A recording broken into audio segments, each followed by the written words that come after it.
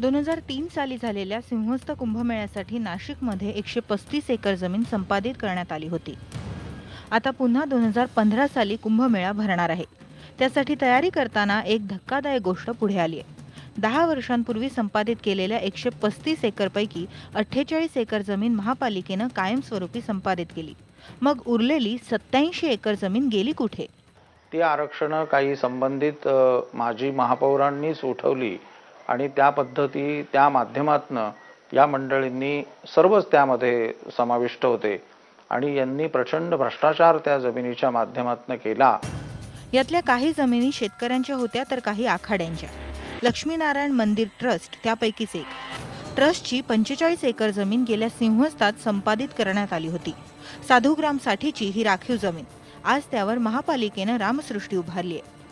व्यवहार बताया तो उन्होंने कहा महाराज बिना आपके कुंभ होगा नहीं और कुंभ को आप ही देंगे तो आगे कुंभ हो पाएगा। तो उसमें उन्होंने कई उनसे लिया और कुंभ के नाम पर ही दिया गया है। अब आज भी 7/12 कुंभ मेला साठी संपादित लिखा हुआ है। उसके बाद भी अलग अलग यूज किया जा रहा है। कुंभमेळ्यासाठी राखीव जमिनींवर महापालिकेनं वेगवेगळी आरक्षणं टाकली.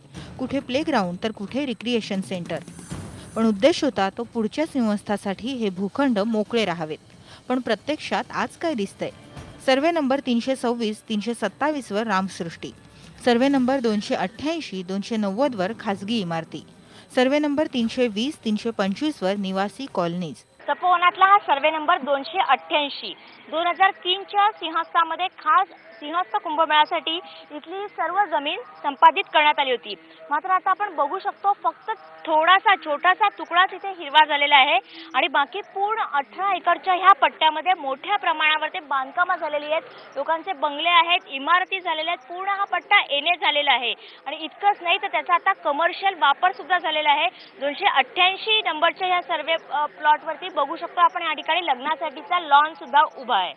सिंहस्थाच्या जमिनीवर टाकलेली आरक्षणं परस्पर उठवण्यात आली. बिल्डर्सना, डेव्हलपर्सना विकण्यात आली.